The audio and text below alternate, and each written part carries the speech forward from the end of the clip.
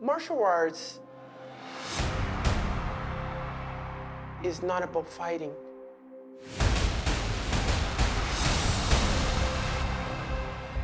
Martial arts help you control the emotional and transform the problem and help people come better in your personal life. Brazilian native Anderson Silva was the longest reigning middleweight champion in UFC history, remaining undefeated for 7 years, until he stepped into the octagon to face Chris Weidman in 2013.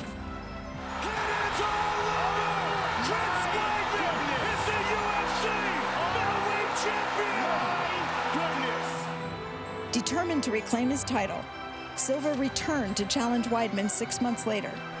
But in the second round, a checked leg kick resulted in a gruesome leg injury that dropped Silva to the canvas. His leg, and it is all over. And he exited the octagon on a stretcher. When I broke my leg, I say, okay, now everything calm down. Because I never hurt.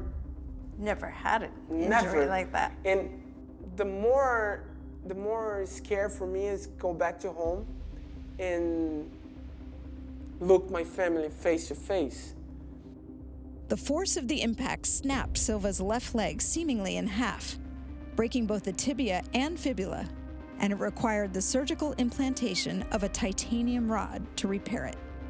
I remember at night, I feeling a lot of pain, and I just talked to my wife, say, oh my gosh, I can't continue this. I can't, it's too much pain. For days, Silva could not bear to look at his leg. He would eventually begin intensive physical therapy, and he gradually progressed from walking to running and training and ultimately kicking with his surgically repaired leg. When I cover my leg, bring everybody, my kids and my wife and all my family, say, that's my life. I need you to continue this because that's me. I'm a fighter, that's me. Silva's recovery kept him out of the octagon for over a year, until January of 2015, when he returned to defeat Nick Diaz by unanimous decision.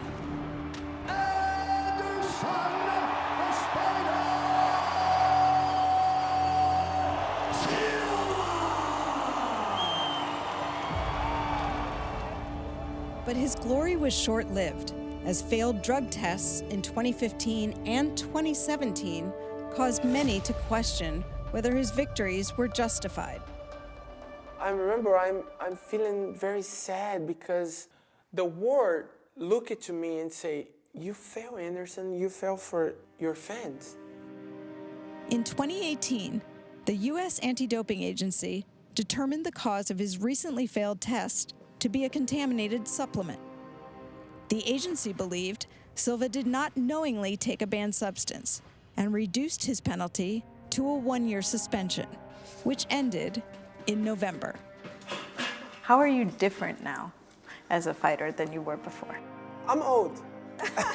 First of all, I'm old. I'm 43. I train my mind, I train my body, and the more important, love and passion for my sport.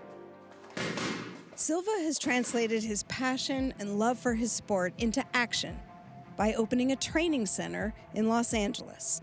This feels like it's Yeah. natural habitat for you. When I come here feeling, oh my gosh, I'm in home. Silva is certainly aware that his legendary fighting career is drawing to a close.